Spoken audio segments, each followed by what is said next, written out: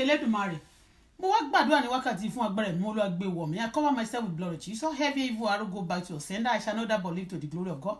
Ẹ̀fún kò ní fún mi, èdì kò ní dì mí, ibi ò ní bá mi, orí mi ò ní gbá bọ̀dẹ̀, orí ọmọ mi ò ní gbá bọ̀dẹ̀. I cover my daughter with the blood of Jesus. Mo ìṣọ́ ọmọ mi sínú ẹ̀jẹ̀ Jésù. Ẹni tó bá porí mi níbi ibi kó jẹ́ tiwọn, ẹni tó bá bá mi jà òun kó bá wọn jà, ẹni tó bá di ogun tèmi, ogun tó ju ọjọ́ orí wọn lọ ní kọ̀kọ̀ ní gbangba ọ̀run gbé bá wọn. Ẹnikẹ́ni tó bá ń gbàdúrà lòdì sí ayé tèmi àbí tọmọ mi Adébùkọ́lá ìdábẹ́ ìbéèrè wọn sọ di ẹ̀ṣẹ̀. Ẹni tó bá lòun babaláwo àbí àfa àbí wòlíì kí wòlíì tó bá lòun máa gbàdúrà lòdì sí ayé mi àwọn máa bẹ àlùjọ̀nù mo gbàládùá lónìí Ọlọ́run kọ̀ wọ́n sílẹ̀. Gbogbo iṣẹ́ tí wọ́n bá ti ṣe kó di ẹ̀ṣẹ̀, ìbéèrè wọn kó di ẹ̀ṣẹ̀, ipá àtàgbàrà wọn kó bàjẹ́. Ọlọ́run tó dá ayé àti ọ̀run bá mi dójú ti àwọn ẹ̀dá bẹ́ẹ̀. Mo fẹ́ béèrè yìí má jò ohun mi o. Gbogbo ohun tẹ́ ẹ fẹ́ kí n ṣe torí pé mímọ́ ló ń darí mi. Ọlọ́run gbẹ́nu mi sọ̀rọ̀ lomi fògo rẹ bẹ́ẹ̀ ni yóò rí Jésù Olúwa wa àmín.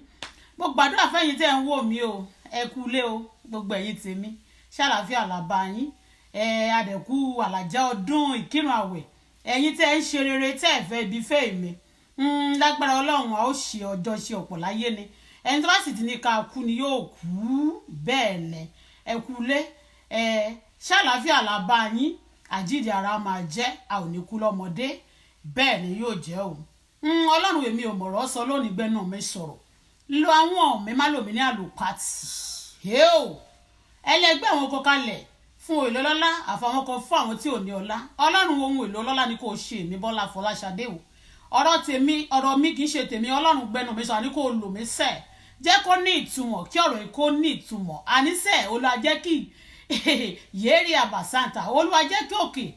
òkè ìṣòro kó dilẹ̀ nínú ọ̀rọ̀ tòní ìyanu kó ṣẹlẹ̀ ohun ńlá ni kẹ́ ẹ ṣe bẹ́ẹ̀ ni yóò jẹ́ in Jesus name. Ẹ káàbọ̀ lẹ́ẹ̀kan sí mo kí gbogbo everybody èmi ò fond of calling people's name but ẹ má worry mo recognize presence yín ẹ̀yin olólùfẹ́ mi o èmi recognize yín o ewì kíkẹ́ àtòrin kíkọ Ismail Kọ́lì ló jẹ́ kí n máa fẹ̀jẹ̀ sí o tọ́lọ́ make sense ni o ọ̀rọ̀ tèmi ó ní mentor ni o blogging tèmi ó ní sense gan ni tòótọ́ ilé mi lèmi ń blog àwọn tó súnmọ́ mi bẹ́ẹ̀ ni bí àwọn father side mother side any friends tí orí wọn straight tí mo mọ̀ rí ọmọ gan tó bá lóun fẹ́ yọ ọmọkọ́mọ wọ́n máa blog ẹ̀ wọ́n lẹ́yìn tó bá fẹ́ yọ ìtì igi lójú ẹ lòmí lójú ẹ nìkan wàá kọ́kọ́ yọ tiẹ̀ bẹ́ẹ̀ ni kémi tó continue kí tó ṣe kíni kémi tó gba yamuyamu lórí iṣẹ́ tí Ọlọ́run bá pè mí fún màá kọ́kọ́ yọ ìtì igi ojú mi àwọn ìṣòro tí mo ní ni mo kọ́kọ́ wá ń sọ lórí social media mo dẹ̀ ní ìbéèrè ṣó ti ẹ̀yin tẹ́ máa ń dẹmọ mi kọ́kọ́ fẹ́ béèrè ìbéèrè mi kí n má fọ̀pá pọ̀lọ̀pọ̀lọ̀ mi ò mú gbó ojú mi lè red ṣó ti ẹ̀yin mo fẹ́ love lénìí torí mo ní ìbéèrè fún Aláàjì King ni wọ́n máa ń pè wọ́n King Wasiu Ayinde Marshal ọmọ Ìjẹ̀bú mo ní ìbéèrè fún King Wasiu Ayinde ẹ bá mi share dọ́dọ̀ wọn mo fẹ́ káwọn náà wò mí pẹ̀lú fake profile kíní wọn ẹ wò mí jọ kí ló dé tẹ́ ẹ̀ ní wò mí abẹ́ ẹ̀ ní wò mí ni ẹ wò mí mẹ́ wò mí ṣe bí tẹ́yìn èèyàn bá fẹ́ gbọ́ a ó sọ fún yín kẹ́ gbọ́ kí n tó lọ béèrè mi ẹ̀yin tẹ́ máa kàn ń ṣe bí ìpinnu yín dùn tínú yín ò dùn tẹ́ ń la ṣúgà jẹ̀díjẹ̀dí máa pa yín o inú rírun ṣó o ti lọ ṣẹ́ẹ̀kì blood pressure ẹ ṣá no sugar level ẹ kó o tó tún máa lo ṣúgà sí torí tó o bá lọ ṣẹ́ẹ̀kì blood ẹ̀mí sugar level ẹ tó tún wá lọ ń ṣe kíni tó o lọ ń la ṣúgà pẹ̀lú ẹ̀ tó o dẹ̀ ti ní diabetes tẹ́lẹ̀ ṣó mọ̀ pé o máa tètè kú ni tó bá kàn tiẹ̀ lọ kọlù nǹkankan lásán tí irin bá gé ẹ lára egbò yẹn ò ní jiná wàá kàn wá rí i pé Ọlọ́run mo dúpẹ́ tèmi ò sórí iná jó mi lọ́wọ́ níjọ́ last week ó ti gbẹ ṣó mọ̀ pé tí iná bá ti jó àwọn ẹni tó bá ti légbò lọ́wọ́ tí nǹkankan bá ti ṣe wọ́n bẹ́ẹ̀ mí fi yọ̀ wọ́n o ṣe mọ̀ pé kò ní tán bọ̀rọ̀ so lọ ṣẹ́ẹ̀gì sugar level ẹ kó tó di pé o tún mu kóòkì sí kó tó tún máa lá ṣúgà sórí ẹ̀ ò ń gbọ́ àwọn tínú wọn Ọlọ́run ò dùn yínú ẹ̀ lá ṣúgà báwo ló ṣe jẹ́ gangan sọ fún mi kí ló ń ṣẹlẹ̀ kí ló ń ṣe yín náà kí ló ń jó yín lọ́tẹ̀ fi jólẹ̀ mi ní mẹ́sẹ̀jì mi kò ní pọ̀ mi ní ṣe ju bóyá bíi 1 hour torí ẹ̀ bá rí kò sọ́lídé ń bí o ṣiṣẹ́ ni iṣẹ́ lògùn iṣẹ́ múra sí iṣẹ́ ọ̀rẹ́ mi ò kéwì láàárọ̀ yìí ẹ bá mi ṣe ẹ̀dọ́dọ̀ Alhaji Wasiu Ayinde àti àwọn àdókù àwọn tó bá ti dókù tí Alhaji King Wasiu Ayinde tó ti dókù mi bú yín o torí àwa náà wà nù wọn ẹ bá ń ṣí ẹ kó gbá ski ẹ bá mi ṣí ẹ torí èyí tí mo bá ti sọ ti Wasiu Ayinde ń jọ yẹn báyìí tí mo ní pé wọ́n ti ṣí ẹ dé 100 plus 300 ti ṣí ẹ tí bá kọ̀ dẹ̀ sọ nǹkan kan wọn ò ní gbé mi tẹ́nibọ̀dì mọ́lẹ̀ gòkè o torí pé tẹ́ bá wo iye bíi tí mo san lóṣù ìgàn ó ga wọ́n bá sọ pé mo ṣe bí mo ṣe ń wá sórí social media yìí kò jẹ́ pé wọ́n fún mi lówó owó mi mo san 700 ni mo san owó bíìlì mi lóṣù yìí láti owó fóònù méjèèjì ṣe ti gbọ́ owó gidi pé mo tún pè ìpè kan tí mo pè ní last month wọ́n ṣe gbé bíìlì wá tí mo fi private number mi àbí mobile phone mi mo fi ń pe Naija láti orí bíbà it's a lot of money táàbúrò mi yẹn tó tún fi mí ṣakọ I know they call anybody tó bá sọ pé kí n pe àwọn olórí burúkú kan máa ṣépè fún ẹ máa jọ rìn wọgbó ni ẹ máa jọ kúkú ìyà ikú mosquito ní Nàìjíríà ẹ máa dánú ara yín dùn ẹ̀yin tó yẹ pé bẹ́ẹ̀ tán jẹnẹrétọ̀ ẹ lè gbé Nàìjíríà ẹ̀yin tó yẹ pé ẹ mọye dísù Àyìndé gan kan jọ sórí òmòye lítà petrol tó ń lò dísù tó ń lò lójoojúmọ́ èmi kan mọ iye tí mo lò when I was in Nigeria tí mo ń lò bẹ́ẹ̀ tẹ kíní ńláńlá yẹn ẹ mọye tí mo máa ń lò ní 50 litre gbà mí ti máa kó 10,000 fún wọn tó bá ní kọ́ lọ fi ra dísù wà báyìí àwọn olóòṣì tó wà ládùúgbò míì pé wọn lólóòṣì ṣe pé mo yọ̀ wọ́n o owó tó wọ́n yẹn kọ̀ jọ lójú ọ̀rọ̀ níná ẹ mọ̀ kó tó ṣẹlẹ̀ wọ́n máa ní adúrò owó ìlú fẹ́ lọ fi ra kíní agbúdọ̀ tán torí tí mosquito bá jẹ mí máa síkì tó bá jọ ọmọ mi a máa síkì á wá ń tan jẹrẹ́tọ̀ mo dẹ̀ má jẹ èrè 10,000 lójúmọ́ ìlú tó jẹ́ pé ẹ ń rọ́jú gbé bẹ́ẹ̀ ni wọ́n á tún wá sí lóyìnbó máa ṣe bí olórí burúkú wọn ò ní ṣe dáadáa ṣé ìlú yín da lẹ́yìn kúrò ńlé ni ẹ kó ṣìdánù ẹ máa pọ́n kó ẹ máa pọ́n jàbẹ̀ lápísà ni ọ̀rọ̀ yín kọ́ là ń sọ lẹ́nìí ẹ ń gbọ́ bẹ́ẹ̀ ẹ padà bábìjà yóò bá adìẹ bá lẹ̀ gbàgbé bá máa gbàgbọ́ kó káyé máa ṣe lórí YouTube máa ṣe lórí Instagram máa ṣe lórí gbogbo ẹ̀ tá a bá ṣe síbẹ̀ táwọn yẹn máa wò ó a day home is not building a day mi lè kójà kànáà rè jọ̀bọ̀ tí eléyìí ẹ bá mi ṣe ẹ̀ kó gbáṣkì ṣe ìbéèrè mi àkọ́kọ́ rèé mo dẹ̀ ní kọ̀ọ̀kan tí mo fẹ́ play fún yín ṣe rí ó ní kẹsẹ̀tì kan tán tẹ̀ kọ́kọ́ gbé síta wọ́n tàgé mi náà mo rí wò ibi tí Alhaji Ayinde tó ti ń gbámọ́yàwó ẹ̀ báyìí Fathia tó yẹ báyìí pòun dunnú Alhaji number 1 question mi lélẹ́yìí mo máa ṣó kinní yẹn náà o ẹ má rò bóyá oyin kankan ń yẹyẹ wọn yẹ rí òrùka ẹ tẹ́wọ̀n bá ti fi òrùka wedding sí rọ́ báyìí dáìfọ́ sí ló ń jẹ́ bẹ́ẹ̀ ẹ ti rí I love him but I'm not married to him okay this is my hand you can see okay ànínú èèyàn òdè lè máa dùn kó máa pamọ́ra ṣùgbọ́n mo bẹ́ẹ̀ lọ́wọ́ yín Alhaji Wasiu Ayinde ṣínú yín rí lè dùn ṣẹ́nu Fathia rí lè dùn ẹ yé dẹmọ fún wa mo fẹ́ béèrè lórí Fathia gan kí ló ṣẹlẹ̀ Alhaji Wasiu Ayinde ó yẹ kí n pè yín ní bọ̀tẹ́ ẹ̀ ní gbé kọ́ ó yẹ kí n pè yín ní kí n béèrè direct kí gbogbo àgbáyé gbọ́ ṣùgbọ́n mi ò ní ẹ̀ ní gbé I know I trust you for that ìgbà tí a bá sọ̀rọ̀ gan ìgbà tí ẹ̀ ní gbé mo fẹ́ kò easy láti gbé nǹkan lè mọ nǹkan tí mo tiẹ̀ fi store orúkọ yín ọlá ni mo fi sọ ọlá mi ni mo fi store ẹ ti gbọ́ àwọn kan mo bọ̀ o ọ̀rọ̀ pọ̀ níwèé kọ́ bọ̀bọ̀ tá a máa kọ́ tẹ̀ ṣóṣòṣòṣò mo kọ́kọ́ fẹ́ pè yín jẹ́ ń pè lórí WhatsApp ìyẹn ó máa bẹ́tà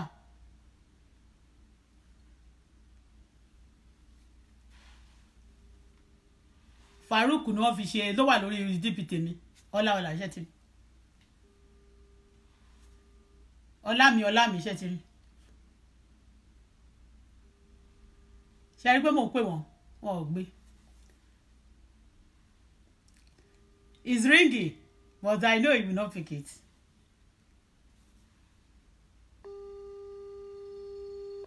ṣe rí ọlá mi mo fi sọ ṣe rí ọmọ mi Àjọbí Farouk mi ìfẹ́ gbé nọ́mbà ẹ̀ fún yín o wọ́n ní gbé but mo mọ̀ pé wọ́n ní gbé don't let me waste my time on saying me calling him I know he will not pick it I know he will wọ́n máa wò mí báyìí ìbéèrè mi àkọ́kọ́ ni pé kí ló dé tí àwọn ìyàwó tí wọ́n fi ń bá yín gbélé mọ́ lẹ́yìn tí kí lorúkọ màmá Farouk yìí Àjọbí Farouk lélẹ̀ àbúrò Sultan òun ni wọ́n fi ṣe DP yẹn kí ló dé tí àwọn obìnrin ò fi ń bá yín gbélé bí ilé yín ṣe ní àwọn yàrá tó pọ̀ tó dẹ̀ tóbi tó ìbéèrè mi àkọ́kọ́ nìyẹn kí ló dé tí àwọn obìnrin ò fi ń bá yín gbélé torí tèmi bá fẹ́ Wàsíù Àyìndé èmi máa gbélé Wàsíù Àyìndé ṣó ti yé tí n bá fẹ́ Wàsíù Àyìndé èmi ò gbélé Wàsíù Àyìndé torí pé mo mọ̀ pé Fathia Àdùfẹ́ Fathia kò gbélé Wàsíù Àyìndé ilé ìyá ẹ̀ ló ń gbé ní Lẹ́kì inú 2 bedroom tí màmá ẹ̀ ti rà ti pẹ́ níbi ibẹ̀ yẹn ní ọ̀nà Lẹ́kì ibẹ̀ ló ń gbé yàrá ẹ̀ ni àwọn lady tí wọ́n fẹ́ blog ẹ̀ lórí social media nígbà yẹn náà gbé síta ṣíà tó ń lò ni wọ́n gbé síta kí ló dé Alhaji Wàsíù Àyìndé kí ló dé tí àwọn ìyàwó obìnrin ò fi ń bá yín gbélé ṣé kò sí nǹkan kan ẹ kọ́ ilé yín dẹ̀ tóbi gan at least wọ́n rate ilé yín ní Ogun State one of the best house one of the best kò ó lè má jẹ́ the best but one of the best house even in Ogun State as a whole one of the best house sọ pé the biggest so one of the best okay in Ogun State ilé yín pẹ̀lú ilé yín wà okay kí ló yẹ tí obìnrin ò kì í fi bá yín gbélé question number 1 torí pé Fathia ò gbénulé ẹ̀dẹ̀ máa gbé sórí social media pé mo máa gbé picture ìwá jáde ń sì tẹ́ máa rí o tẹ́ máa dẹ̀lẹ̀ dímọ̀ lórí stage láti máa fi jẹ́ kí iṣẹ́ kórì tiwa sórí tèmi àbórí àwọn tó bímọ fún yín àbáwọn tó ti lọ mi ò fẹ́ tí ẹ̀yin máa ṣe àbí àwọn wọlé fẹ́ kórì wọn máa àwọn girlfriend yín tó tún máa bá yín post ẹ̀ àwọn tẹ́ ti dókù tó máa bá yín máa post ẹ̀ ṣáwọn ni èmi ò lè gba ọ̀dọ̀ mo recognize ẹ̀ ìyàwó ìyálé lè di ìyàwó téèyàn ò bá mọ game ẹ̀ play téèyàn ò bá lóògùn tó ráwọ̀ ò ní ògùn ìpè tó tọ́ ni èmi lọ́lọ́run pè mí èmi ò ń ṣoògùn mi ò pápálẹ́ mi ò ṣe pásọ̀ olóògùn mi ò dẹ̀ ń ṣe ìyálé olóògùn àbí tó ń fi ògùn fẹ́ ọkọ àbí tó ń fi ògùn fẹ́ èèyàn as understand everything about me is natural my skin is natural beauty mo fi cream para mi fi para mo fọṣẹ wẹ̀ ọṣẹ oríṣiríṣi la fi ń wẹ̀ bẹ́ẹ̀ ni adúpẹ́ fọlọ́run ẹ rí ọwọ́ mi ò ní nọ́ọ̀kù tó ṣe yángayànga tó ṣe gbàgàgbàgà ṣe tọ́rọ́wọ́ mi bẹ́ẹ̀ ni ṣe ti rójú mi ẹ̀dẹ̀ rí skin mi náà mo ṣiṣi fún yín rí lẹ́yìn tí mo wọ̀ ó bọ ara mi ìyẹn question 1 nìyẹn pé kí ló dé tí wọn ò kì í fi ń bá yín gbélé torí tí èmi Bọ́lá Àfọláṣadé tí n bá fẹ́ K1 tó bá ti fẹ́ tá ti finalize ẹ̀ èmi máa gbé inú ilé K1 ṣó ti yé bẹ́yẹn but èmi béèrè question kí ló dé tí ó máa ń wà nígbà tẹ́ bá ti wà nínú ilé ló máa wá sínú ilé lòun náà máa wá sínú ilé ní Fathia máa wá nínú ilé Fathia kí ló ṣẹlẹ̀ irú marriage wo ni ta lẹ̀ ń tàn jẹ tẹ̀lé máa gbé òrùka ó tún ṣe nísìnyí ẹ máa jó wọn máa ní kí àwọn ex girlfriend gbogbo àwọn tó bá yín post tó bá yín tag àwọn ex girlfriend Àyìndé àtàwọn tó dókù àbí gbà míì tó bá wù láti dóòbò míì kó gbé wálé èèyàn máa ń gbé girlfriend lọ sí ìta ni ìyàwó a máa gbénu ilé but ìyàwó tẹ́lẹ̀ yín love ara ti yín ìtàlẹ̀ yín ń gbélé mọ́ sí yín bẹ́ẹ̀ ni ẹ̀yin dẹ̀ àwọn girlfriend ló ń wálé àwa náà wọn ò tí fún wa lórúkà bọ̀ tí inú ilé ìyàwó ti wá bẹ̀rẹ̀ bí kọ́lọ̀ ọba túmù tí Àyìndé lò mo mọ̀ bó ṣe rí tí àwọn ọmọ pínkì bó ṣe gbogbo kan tán fi àwọn kíní ẹ̀wọ́ pépà tán ṣe sí wẹ̀hẹ́ mo mọ̀ gbogbo ẹ̀ mo mọ̀ ṣó ti yé yín bẹ́yẹn ṣe ti yé àdẹ̀ tí ìgbà òrùka ṣe ni divorce kíní tẹ bá ti ẹni tó bá ti gbé òrùka àyàgbéyàwó tó bá ní nọ́ọ̀tì báyìí sí ọwọ́ tó gbé sí ọwọ́ ilé ìdivorce ló ń jẹ́ bẹ́ẹ̀ ṣó ti yé bẹ́yẹn ìyẹn question 1 ẹ dẹ̀ máa jó lórí kíní ẹ má máa fọ́ ṣe báyìí ẹ máa ṣe báyìí ẹ ń tọra yín jẹ èèyàn ò tọrẹ bí ìyá àbèjì èèyàn ò tọrẹ bí ìyá àbèjì ìyá Sultan ní ìyá Farouk yìí òun ni láti ìgbà tí Àyìndé tó ti fi òun nìkan ni wọ́n ló bá Àyìndé náà jọ gbélé nígbà tí wọ́n dẹ̀ ṣe rẹ́ǹtì ilé ṣó ti yé kí ló dé táwọn ìyàwó ń gbé ta tí àwọn girlfriend ń wálé àwọn girlfriend irú tó bá pe Olútorí Lọ́pẹ́ Gàmánsì wá fi red house bí o aṣọ kọ́lọ̀ lé Àyìndé aṣọ ó mọ gbogbo ẹ̀ kí ló dé àwọn ẹranko lẹ́kọ́ sílé tí wọ́n ń bá yín tí wọ́n ń gbé lẹ́yìn wọ́n ń lọlé freely àwọn tó bí ọmọ fún yín wọ́n ń gbé níta ìyẹn question 1 sweetheart torí nǹkan tẹ́mi ò nígbà lèmi sọ fún yín o kẹ́ mọ̀ pé èmi ò ń ṣọmọ gáràjì o condition ló mú crayfish bẹ́ẹ̀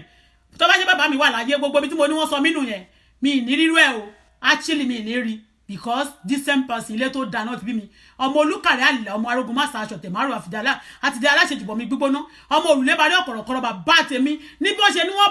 wọ́n gba pagan tó nílé bàbá mi tó máa ń bẹ́rí sílẹ̀ tó máa ń ge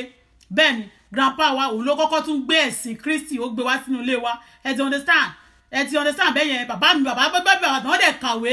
ó ti yẹ yín bẹ́ẹ̀ yẹn wọ́n kàwé wọ́n tún lọ ẹnu bàbá tèmi gan ó tiẹ̀ lọ́mọ níjẹ̀bú òde bẹ́ẹ̀ ni ó lọ́mọ lẹ́kọ̀ọ́ Ṣubúọlá bẹ́ẹ̀ ni ó wálé yes you understand bàbá tèmi ó ṣe oníṣòwò go getter ni not a gold digger I am not a gold digger torí lọ pé welcome torí mo ti dárúkọ mo ní kó wá fi brown face sí o wá fi sí mi òrójú ẹ̀wọ̀ mo mọ̀ pé mo ti débí ọmọ gàbà a lè pẹ́ nílọ̀ iye orogún náà ní arogún Adédìgbà lẹ́wà torí a máa ń rí àwọn boys tẹ̀ máa ń rán náà pé àwọn màmá ẹ lọ sẹ́ńpẹ́ tí èmi tí wọ èmi with my age àti what I've gone through what I've been through o tí go through halfway tó bá dẹ̀ rí bí èmi gbà tó bá tó èjì mi I'll praise you ṣó ti yé forget about my stature gangan ló fi ṣe kí ni ló fi dùn ẹ̀rí ọmọ tó chop up ọmọ tó kún níwájú tó kún lẹ́yìn yes Bakassi is serious ẹ̀fẹ̀ kọ́ la fẹ́ ṣe ń sìn sweetheart second question mo máa ṣó òkìní o ẹ bá mi tẹ lọ́fù kò sẹ́ni tó lè disturb mi nígbà tí Àyìndé bá ti sọ pé káwọn èèyàn kó máa ṣọ́yàn kiri kẹ́nìbọ̀dì ọkùnrin kankan kó má súnmọ́ mi tipátipá la fi lọ́fù Ṣàngó èmi ò ní ṣògùn o bọ́tì kò fẹ́ kí ni kò fẹ́ mi gan kò lè bọ́ ń bẹ́ẹ̀ ni tipátipá gbogbo èyí tí wọ́n pè ní ẹ̀fẹ́tíà kó lọ kàn wá ṣọmọ ọ̀dọ́ lucky for you are very lucky torí pé iléeṣẹ́ búrẹ́dì tá ń polówó yẹn ṣọmọ pé mi stop láti polówó ẹ̀ mo ti yọ àlégan kúrò lórí díbi tó ló ń bí àwọn èèyàn nínú kì í ṣe èèyàn nìkan bọ̀ mi yọ ìwọ kúrò mi dẹ̀ lè yọ àwọn ọmọ yẹn àwọn ọmọ ṣe ti yé èèyàn kan ó ti yé yín bẹ́yẹn ṣùgbọ́n ẹmọ kan tó ṣẹlẹ̀ àwọn ọmọ mẹ́tẹ̀ẹ̀ta pátápátá ìkan ta ráìsì ìkan ta búrẹ́dì ìkan tẹyin gbogbo wọn ni Àyìndé ti settle ẹ̀ systematically tó o bá ti rí tó bá ti di táìmù ẹ tí wọn náà ò ní rí mọ́ kì í ṣe kú o ó ti gbé nǹkan tẹ́ mọ́ máa jẹ ó ti yé ẹ bẹ́yẹn yìí tó bá ti lè gbé òní kò bí o torí pé question 2 gan rèé kí ló yẹ táwọn tó bá ti bímọ fàlàjì wá sí Àyìndé wọ́n máa ń ṣépè fún pé àbímọ má wò níyín ọ̀dọ̀ èmi ò ní kì í ṣe pé àbímọ nìkan lèmi ṣe fẹ́ fẹ́ yín o ẹ ti bí ọmọ ẹ ti bọ́kùnrin ẹ ti bóbìnrin ká ṣe ìyá kọ́lọ́hún kó bá wa dá wọn sí àti tèmi àti tiyín kó dá wọn sí èmi ò ṣe pé ọmọ kọ́ lèmi fẹ́ wá bí nílé yín o torí kì í ṣọmọlẹ̀ ẹ̀bí rí ṣùgbọ́n mo kàn fẹ́ correct àwọn kankan nínú life yín tí Ọlọ́run ò fẹ́ bẹ́ẹ̀ ni lọ́lọ́run ṣe rán ẹ̀mí síbẹ̀ ṣó ti yé yín bẹ́yẹn kò ṣe ká dé lọ́ra mọ́ra wa lórí Facebook àbí ká lọ́ra mọ́ra wa ní orí social media àbí ní agbo ní wọ́n máa sọ pé a fẹ́ràn ẹnìkan ẹ̀yin mọ̀ pé tẹ́ ẹ bá fẹ́ràn èèyàn ṣó ti yé bẹ́yẹn ẹ̀yin gan ẹ̀ ní máa cheat tẹ́ ẹ bá fẹ́ràn ẹni yẹn gangan ẹ̀ ní máa cheat torí èmi ẹ rí pé ńgbà tẹ́mi ń sọ̀rọ̀ sí gbogbo àwọn tó ń fi pé píṣọ̀ yín dé dp tó máa ń fẹjú fò tó máa gbé yín tó máa kọjú máa gbogbo wọn náà palẹ̀ ara wọn mọ́ wọ́n máa palẹ̀ mọ́ ni kúrò lọ́nà Bọ́lá ń bọ̀ o èèyàn tó bá fojú di Bọ́lá á jẹ́ kísà níyà o àtúnjẹwé ìyá nítorí pé ó ṣe ọmọ jẹ́jẹ́ ní ìbọ̀ kò bókò wà lọ́wọ́ mi bẹ́ẹ̀ ni máa ń ná pàṣà sí gbogbo wọn lára kì í ṣe físíkálì báyìí o àwọn ogun ọ̀run wọ́n ń ná wọn no be for mouth o tí n bá dákẹ́ tí n bá sọ̀rọ̀ gentility of a tiger kò mí pé the tiger is a coward ẹ lọ páàkì ara yín sẹ́gbẹ́ kan second number 2 mo ti bèrè náà number 2 mo ní pé kí ló dé tí gbọ́ àwọn tó bá bímọ fún yín wọ́n máa ń ṣépè fún yín bẹ́ẹ̀ ni wọ́n máa ń ṣépè fún yín pé àbímọ má wò níyín it's not good gbogbo yẹn ṣe mi pé ẹ̀yin ẹlẹ́ ń set orí mi èmi náà ń set orí yín torí pàtàkì ti parí àwẹ̀ báyìí everybody àsìkò setting people's head. Me too, I need to set your head because I love you. Your head need to be straight. All those things that is ṣe pẹ̀lú Jemila, tẹ́ ṣe pẹ̀lú Fetia. I mean, tí ṣe pẹ̀lú Fetia náà mọ̀ pé ṣe pẹ̀lú ẹ kàn demon ni. Ọmọ ní thick skin. Stop rubbish. Ẹ má ti jẹ́ sọ de bẹ́ẹ̀. Àsìkò tó máa ń set orí èèyàn la wà báyìí. Àsìkò àwẹ̀ ti parí tán, mi gbọ́dọ̀ lajú mi se kita medu ko sí. A gbọ́dọ̀ set orí ẹ ti set orí mi to some level èmi tí mo ń fúnra mi tí mo ń so oúnjẹ nu lẹ́sì tí ọmọdé máa steward máa so oúnjẹ wọ́n máa gbé bàtà tí bá wọnú mọ́tò máa fi bàtà sí mi lẹ́sẹ̀ bí ọwọ́ òde dùn mí ṣé ó ti yẹ yín mẹ́yẹn ẹ máa ní kí n so oúnjẹ fúnra gbogbo nǹkan lẹ́ṣẹ̀ ẹ ti understand débi pé ọmọ mi tí mo máa ń pè pé kọ́ máa ṣe gbogbo nǹkan fún ẹni kí a máa ṣe fúnra wa you set my brain you set my head correct síbi dá èmi náà máa set orí yín kẹ̀ṣẹ̀ right 2 àwọn èèyàn lẹ máa ń ṣèkà kí ló tẹ máa ń ṣèkà àwọn kọ́kọ́ tẹ́ máa ń ṣe lójú tèmi ó jọ ìkà náà ni o ni mo ṣe béèrè question 3 kí ló tẹ́ máa ń ṣe kà the truth is bitter o I don't hate me for that I may not talk to you for some time I love you you set in my head I set your head it's give and take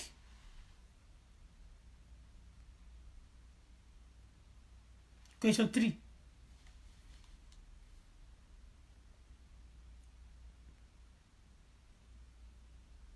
Bó ti bẹ̀rẹ̀. Number 4, ẹ jọ̀ọ́, ẹ má bínú sir. Sweetheart, olówó orí mi, ọmọ Ìjẹ̀bú Òjòrò, awúre fàṣẹ banu. Onígbò má wọ̀. Tán bá wọ bẹ̀, téèyàn kàn dédé wọ bẹ̀ tí ó wò fẹ́ kó náà dira. Á jẹgba pa. Ọmọ onígbò má wọ̀. Ṣọ́bìnrin ṣẹ̀yìn ni. Kó máa rán lo mo fẹ́ love. Tẹ́ bá fẹ́ question tó pọ̀. Kí ló dé ṣọ́bìnrin ṣẹ̀yìn ni? See that. Question 4 nìyẹn. Number 5. Ṣé kí ló dé tẹ́ máa ń purọ́? Reason tí mo fi bẹ̀ ṣọ́bìnrin ṣẹ̀yìn. Ẹ ti gbogbo obìnrin tó bá ti wá síwájú yín báyìí. Ẹ máa ṣe many things. Débi pé tẹ́ bá ti bá mi sùn tó dádì lẹ́nu wọ́n pè yín. Tí ogorogún ìyá èèyàn kọ ìyá èèyàn tó bá ti jù bàbá èèyàn lọ. Dádì la máa ń pè by tipátipá. Torí ló pẹ́ bàbá gan pè yín dádì lẹ́yìn tẹ́ ti bá sùn several times. Gbogbo àwọn tó ń pè yín dádì ní orí social media àti gbogbo àwọn ọmọ K1 náà ni o. Tẹ́ máa lọ gbé sọ́wọ́ àwọn ẹ máa tún wá lọ májà àwọn míì papọ̀ pẹ̀lú ọkọ àwọn kan ẹ wọ́n wá yíyọ ìyàwó kan kúrò ẹ wá ń rí ṣọ́fù ẹ ń fún ẹ ń ṣe báyìí ẹ kàn ń ṣe ẹ mọ̀ pé mo ti sọ pé ẹ ń fọkùn mọ́yọ̀ ọjọ́ sí pọ̀tẹ́lẹ̀ mi ò fẹ́ lò bẹ́ẹ̀ yẹn mọ́. Sweetheart, I love you. I want your hair to correct. Wọ́n náà ni o gbogbo wọn pátápátá wọ́n di fans club. Ìyẹn rẹ̀ pé èmi ò ń ṣe fans club o. And again mo wá fẹ́ bẹ̀rẹ̀ gan ní sí. Kí ló dé tẹ́ jọ́ sí tí wọ́n fi interview yín nígbà táwọn BBC Yorùbá wá tẹ́lẹ̀ mọ̀ mí kí ló dé ń purọ́ ṣàpàlàpà máa ń purọ́ ni. Ẹ rí pé mo wá sọ̀rọ̀ Barrister lẹ́nujọ́ mẹ́ta yìí. Mo rí pé purọ́ ni mo kàn tó wá wò pé mo wá jókòó mo wá wo Ashanti pé Ashanti ó lè tẹ̀ ń lọ́rùn ní ọjọ́ kan. Ipe ń dọ́gba mo bẹ̀rẹ̀ sí ń pọ̀ ẹ̀jẹ̀. Ọ̀dọ̀ mo ti gbọ́ story ẹ̀rí ní ìgbé kínní. Èèyàn bá máa ṣe burúkú ní Nàìjíríà ìwà Nàìjíríà rẹ o. Tí wọ́n bá ti love ó love ẹ̀ nìyẹn. Gbogbo story yẹn náà la gbọ́ nígbà tá a gbọ́ Lagos Island mo gbé ọba léńdé gbogbo ibi tí Ashanti máa ní wọ́n wà yẹn. Àwọn tó mọ̀ mí lẹ́kọ̀ọ́ bẹ́ẹ̀ ni mo dàgbà sí but èmi jẹ́ nìkan tó mo wà cool headed. But téèyàn bá jáde sí mi tó fẹ́ ṣe bí ipò òun ṣe kíni òun wà níta rárẹ̀ lòun máa sọ pé òrárẹ̀ kankan pé bá ní ìwò òpónà wà tó bá ní ewúrẹ́ ni ẹ máa ní òpónà wà ó ti wà síwájú ó ti wọ́n ti òpónà wọ́n ti fix ẹ̀ síta kó tó di pé ewúrẹ́ gan dé. Kéwúrẹ́ tó máa sùn ta.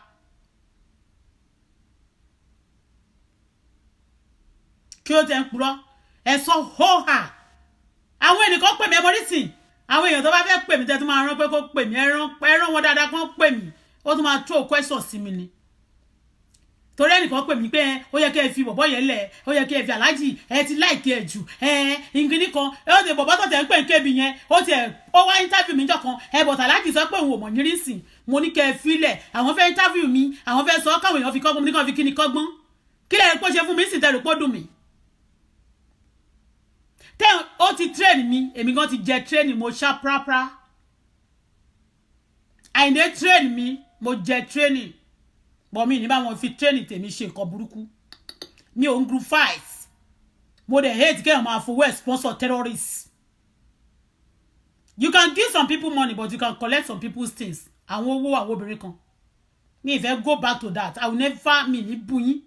but kí lóbìnrin ṣe fún yín Aláàjì Wàsíù Àyìndé ibu ètò ń jó tó bá yín jẹ́jọ́ ẹ̀sìn lórí stage yẹn tó lóhun fetia gbé tiẹ̀ wá bí ẹ ṣí ẹ̀ kó dọ́dọ̀ ẹ̀ ó ń ṣẹ̀sìn ni mẹ́ ìgbà wọ́n máa sọ pé ẹ̀sẹ̀ gbọ́n ti sọ pé ìdílé tó fi sórí ìdílé kan ṣáájà ọmọ ẹníyàwó wo ìwọ ló máa tán ọmọ ẹ ìwọ náà dẹ̀ kúkú mọ̀ ọmọ ní gbogbo yẹn Aláàjì gbogbo ìwà tẹ́ máa sọ pé obìnrin tó bá ṣiṣẹ́ ẹ̀rí ọkùnrin tó bá ti ń tọ́jú obìnrin ó máa ń nísìnyí ó máa ń lálàáfíà ni gbogbo ilé tẹ́ kó jọ yẹn ẹ mọ̀ pé kí láǹfààní gbogbo nǹkan tẹ́ yàn kó jọ tí ò gbádùn you are not enjoying yourself gbàgbé tó pè ní enjoyment ẹ̀kọ́ ni wọ́n pè ní enjoyment ó really ní ìsinmi wọ́n ń fẹ́ ṣe ẹ̀yẹ́ náà irú gbogbo nǹkan tí wọ́n sọ lórí social media tí mo níwọ̀ ló ń da social media mo mọ̀ nǹkan tí mo sọ you too you know it ìjà tó padà wálé lẹ́ẹ̀kejì you said everywhere ó set ẹ̀ sínú náà ni gbogbo ẹ̀ spark anybody ni mo sọ ni ẹni tó bá ti wà níbẹ̀ ní ọjọ́ tí Ọlọ́run ṣẹ̀dá mi á rí aburú ṣe fún mi ní ọjọ́ tí Ọlọ́run fẹ́ ṣẹ̀dá mi Bọ́lá á rí aburú ṣe fún mi ṣùgbọ́n tó sí níbẹ̀ tọ́lọ́wọ́ dẹ̀ gbàṣẹ lọ́wọ́ any bagger any nonsense any useless person kò sí kankan tí anybody lè ṣe fún mi ní aburú tó bá ti ń ṣe ó máa dà padà sí ẹ lórí àdàbí tó bá ti pé irọ́ ni mo pa.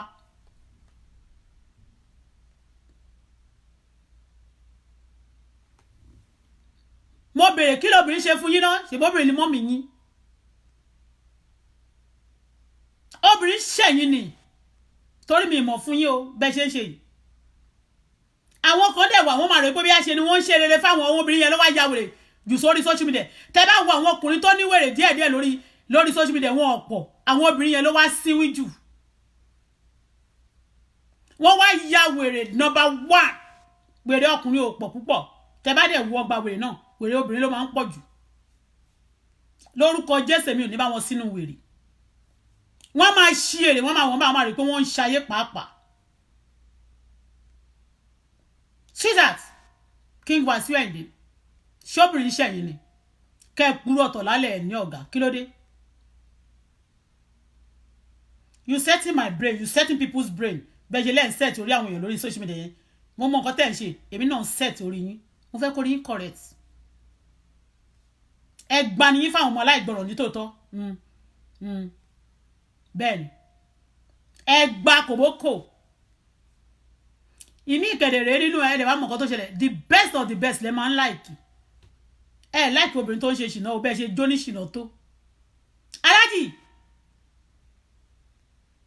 obìnrin kò lè ṣe ṣìnà ẹ máa ń ṣe obìnrin kiri báyìí ni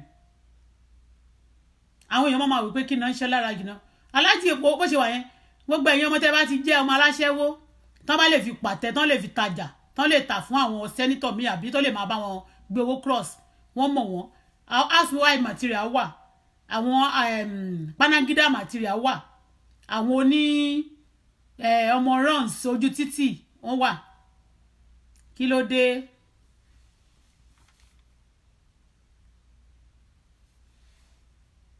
ní ọjọ́ yẹn ni ó yẹ kẹ́ bọ́ọ̀gẹ́ má tiẹ̀ kí wọ́n mọ́ ẹni tó ti sọ pé òun ò mọ̀ yín rí mo ní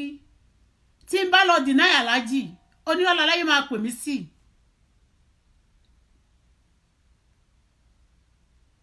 mi lè deny ẹ̀ láyé when you love somebody you say you love him mo ti sọ pé gbà tí mo ti ẹ̀ tí ìpàdé ẹ̀ good morning o tí mi ti ìpàdé ẹ̀ ẹ mọ̀ nǹkan tó ṣẹlẹ̀ tí n bá ń bínú àwọn tí mo ti fẹ́ rí wọ́n máa fi Àyìndé wá sí ibẹ̀ mi mo tún wá fẹ́ bẹ̀rẹ̀ lọ́wọ́ ara mi is that love or loss.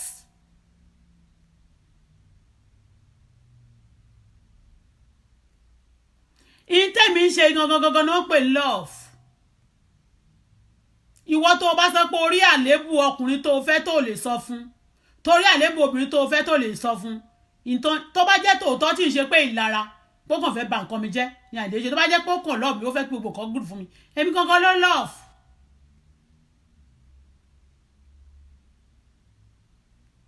ìwọ obìnrin tó dẹ̀ lè challenge authority tí wọ́n ní kó máa gbélé ìyá ẹ̀ tó lè èmi kẹ̀ máa gbélé ìyá mi nígbà tó kọ mi kọ́lé ọlọ́run má jẹ́ ilé ọkọ mi nìyẹn ẹ̀ tó bá ti gbélé ọkọ ẹ̀ ni wọ́n ṣe kì í ṣe pé kọ́ńkàn fún ẹ lórúkọ òṣì kan nínú yàrá wọn ò tún lọ sí ibi wọn ò lọ registry wọn ní káwọn kan wá báwo lè ṣe mọ̀ pé registry làwọn yẹn ti ń ṣiṣẹ́ òfin Nàìjíríà ò dẹ̀ sọ pé you go to registry you do the wedding kò dẹ̀ ṣojú gbogbo ayé that's to show that we are there inú parlour wedding ẹ coach down.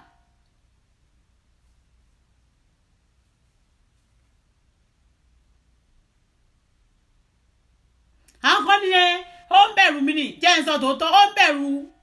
ìyá ewé ló ń bẹ̀rù kódà kò bẹ̀rù Fathia ò lè dá Àyìndé dúró kó má fẹ́ yàwó ń bo Fathia báwo Fathia tí ò lè cross tí ò lè query authority Wàsíù pé òun fẹ́ gbélé òun fẹ́ máa gbélé ọjọ́ t'Àyìndé bá wà nulé ní Fathia máa wálé wọn ò lè filélẹ̀ fún Àyìndé fún Fathia ilé yẹn ló ń gbé èmi Bọ́lá tí mi bá ní mo ti lálàá ẹ̀rí wọ́n ṣí géètì fún mi bí òde gbé mi dẹ̀gbẹ́lé ilé tèmi gangan mo lè gbé ẹ wá jẹ́ nsọ kọ́kọ́ fún yín ṣó tún wá da number 2 ṣó máa da kóbìnrin ọkùnrin máa gbowó lọ́wọ́ obìnrin ni Aláàjì Wàsíù Àyìndé àwọn obìnrin kan máa ń kọ̀m̀plé pé gbowó lọ́wọ́ mo dẹ̀ ti rí dáadáa ọkùnrin tí ò bá lè provide fún ilé ẹ̀ ẹ máa ní ó máa torí ó ní nǹkan tí mo rí lórí kíní ẹ̀ o you invest very well yes in fact bàbá ọmọ mi èmi like torí life ká máa sọ oúnjẹ nígboro ní ẹ̀mọ̀ kọ́ bá lè dé gbogbo Èkó Lagos Island yẹn wọ́n máa ń so oúnjẹ fọ́kùnrin wọ́n ti bọ ọkùnrin jẹ́ lórí àìpé wọ́n máa ń rò bóyá wọ́n forí wọn run mú ni àwọn ló máa ń náwó fún ọkùnrin tẹ bá rí láti Ondo State obìnrin Ondo State kò ní náwó fún ẹ bọ̀ tó bá ti jẹ́ ọmọ Èkó ọmọ Ìjẹ̀bú yẹn wọ́n á náwó fún ẹ wọ́n lè mọ ibi tí wọ́n lọ wọ́n máa ń fowó ra ọkùnrin Èkó Ìkòròdú Abẹ́òkúta Ògùn ṣá and Lagos they do that in our state we don't do that we don't dey buy men o torí bàbá tèmi ó sanwó gan ni ó bẹ̀bẹ̀ kó tó fẹ́ ìyá mi kọ́lọ̀ ń bá mi foríjì tó bá gbé mo ó wà láyé I will love my father more than my mother honestly speaking wọ́n ti mọ̀ pé relationship wa máa serious ó máa strong gan wọ́n ṣe jẹ́ kó tètè kú níbo tí màmá mi ò bá sí ta ló ń jájá mọ́ṣáláṣí tó wọ̀ ìbàtà lè mọ́ tí bàbá mi ò bá kú kọ́lọ́ màmá mi kò lè ṣe yánmayànmá pẹ̀lú mi débi pé ó máa lọ fẹ́ ògìdán kan tó máa ń bọ́ ní.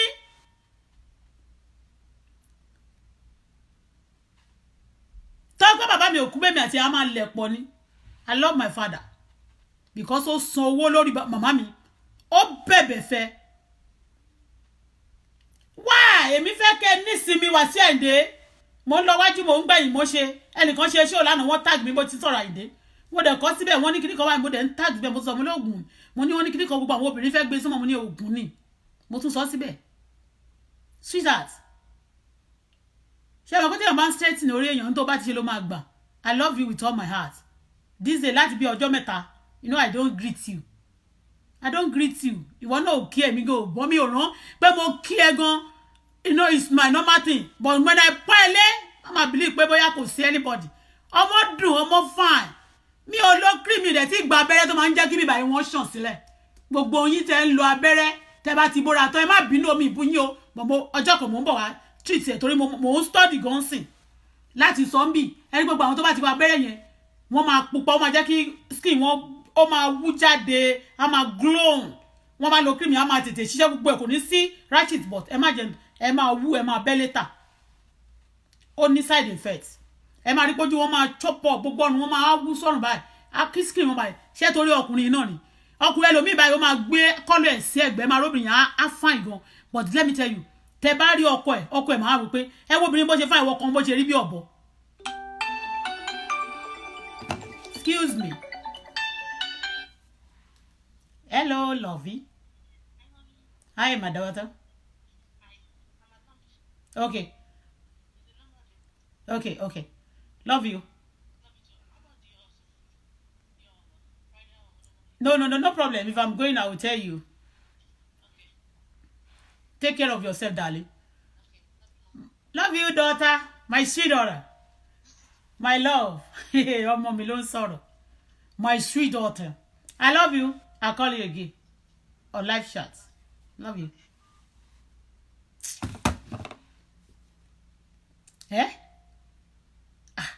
Ayé mà le o. Ayé mà le o, títọ́ mà korò o.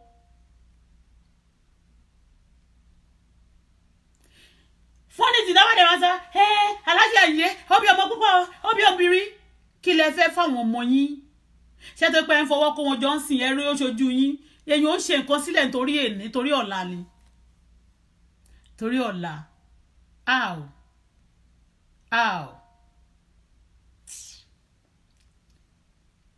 Torí kẹfẹ́ kí orí àwọn kan máa wú àwọn yẹn girlfriend wọn gbogbo wọn tó bá báyìí lè gbé kiri gbé joint àwọn tó wà lórí kiri ẹ̀.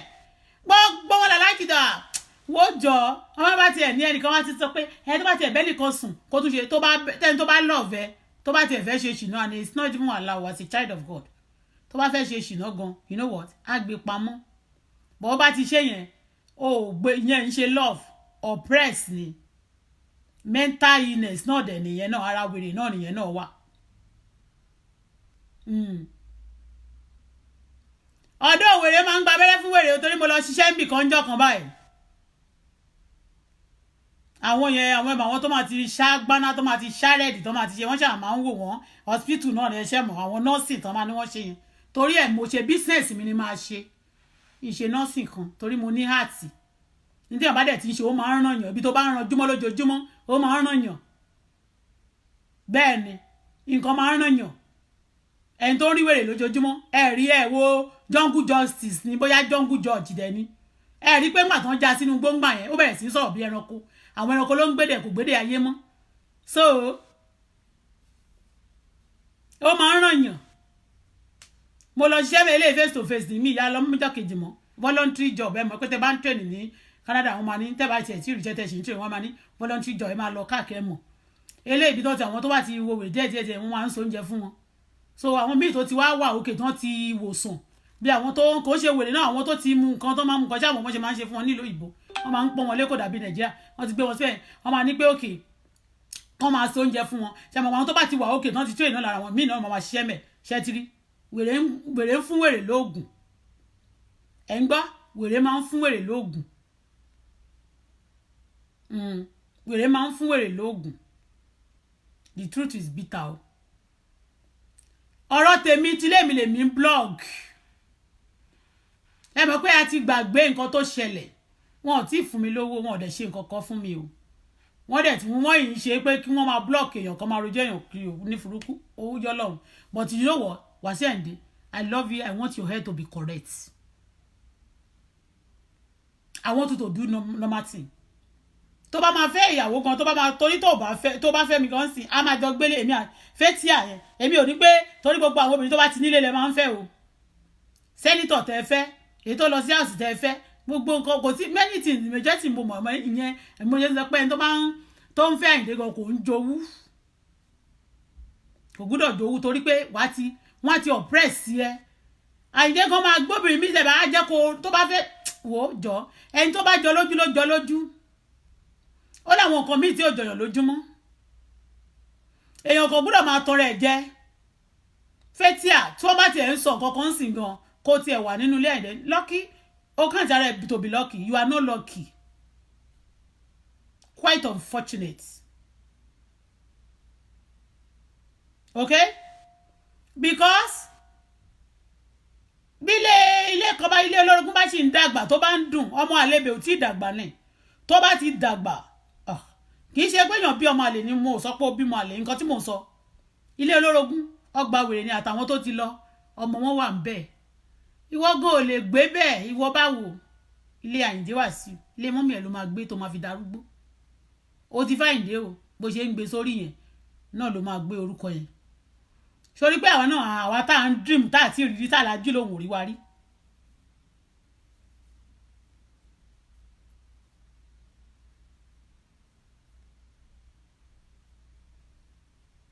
àwọn ò ní láti clear bìkan fún anybody àwọn ò ní láti live double life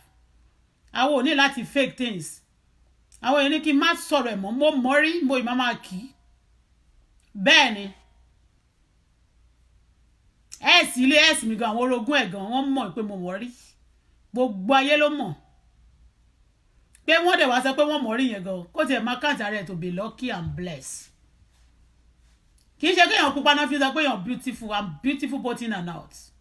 tán bá ń bá ẹni tí mo nísìn báwọn ayé ṣe dìde sí ìyẹ̀wé yẹn ẹnu ẹ̀ ń ṣe mí ni ó ṣe bú mi tó I have feeling for people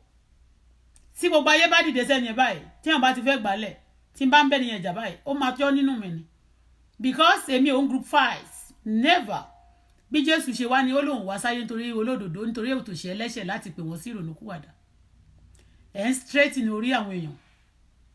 ṣé gbogbo nǹkan tó jọ yín lójú actually yẹn pé wọ́n blog ẹnìkan yẹn pàtàkì ara yẹn sọ̀rọ̀ yín di Ọlọ́run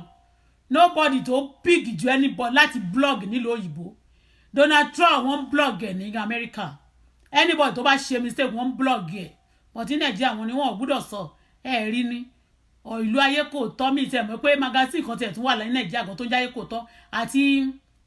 Facebook kan tán ṣí tán fi orúkọ bàbá Jagaban tán fi ṣe fèsì ẹ̀ tán pè ní ayé kò tọ́ ó tún ní magazine bí nǹkan kan ṣá mi tẹ̀ mọ́ pé ó tiẹ̀ wùwà tẹ́lẹ̀ mo ti wá request wọn lórí Facebook ọmọ mi Àbíkẹ́ Adébọ̀wálé mo ti rí yẹn náà ayé kò tọ́ ìlú ayé kò tọ́ ìlú táwọn àgbàlagbà máa sọ pé wọ́n ń bú àgbàlagbà ọ̀bọ̀tà àgbàlagbà lè bá yé àgbàlagbà lè gbàjẹ́ kó bá yé ọmọ ọlọ́mọ jẹ́ wọ́n ń ṣe nǹkan kan sí ẹ̀dẹ̀ fẹ́ dàbí ìlú òyìnbó any day tẹ́ ẹ̀ bá ti sọ tòótọ́ ìlú yín Nàìjíríà kò lè dàbí ìlú òyìnbó à ń gbà ni Ọlọ́run dẹ̀ máa sọ fún ẹ pé don't pray for yourself stop bothering yourself about Nigeria ó wá di pé olórí gbé orí ẹ̀ tọ́lọ́run bá ti yọ wá kúrò ńbẹ̀ mo fẹ́ sọ tí gbogbo nǹkan tí mo ní ní Nàìjíríà tọ́lọ́run bá jẹ́ kí n rí àwọn eléyìí ta Ọlọ́run mo hate Nàìjíríà sẹ́ kì í ṣe pé mo fi ṣe ṣeré torí ẹ mọ nǹkan tó ṣẹlẹ̀ ẹ̀yin tẹ́ jẹ́ Nàìjíríà ẹ hate òótọ́ a ó ní àgbúdọ̀ fi ìdàpọ̀ dọ́gba pẹ̀lú aláìgbàgbọ́ majority àwọn èèyàn tó wà Nàìjíríà àti àfà àti wòlíì àti pásítọ̀ àti àwọn babaláwo wọn aláìgbàgbọ́ ní gbogbo wọn majority of them ní gbogbo wọn o majority of them bí 80 bá ti carry majority carry the vote wọn ò fẹ́ òótọ́ pa tó bá ti lówó tó bá ń purọ́ bó ń ṣe kan burúkú wọ́n máa pàtẹ́wọ́ fún ẹni kí ló tẹ̀ ń ṣe bí kangaroo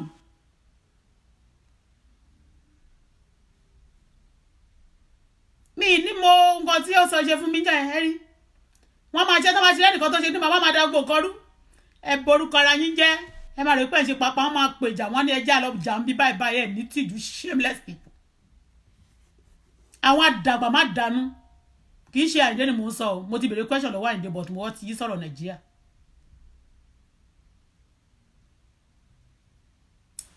alájí o gbọ́dọ̀ máa bá good example ló gbọ́dọ̀ jẹ́ you must be a good example bí ayé ṣe ti like orin yẹn Ọlọ́run like ẹ ni àwọn èèyàn dẹ̀ like ẹ ìwọ náà wà like ara ẹ by you doing evil or doing that to yourself you hate yourself see that you hate yourself you let people bring you to the social media no people even bring you drag yourself on the floor what for why darling they call you here and then you táṣà ti bá fẹ́ ṣe ṣé o mẹ́yẹn wọ́n ṣe àwọn kan sì tó gbọ́ ní pé mo máa play àjà náà ti play Àyìndé sí orí wọ́n máa play ẹ̀ náà but kò sẹ́ni tó jáde bó ṣe máa ń gbé mo ṣe ń gba tí mo ń gba wájú tí mo ń gbá ìnáwó náà ó ṣe mí but mo ti gbàgbé yẹn but you do why you dragging yourself you are not even dragging yourself alone dragging your daughter your son your children o rò pé kéèyàn máa bóbìnrin oríṣiríṣi àwọn ṣẹ́ra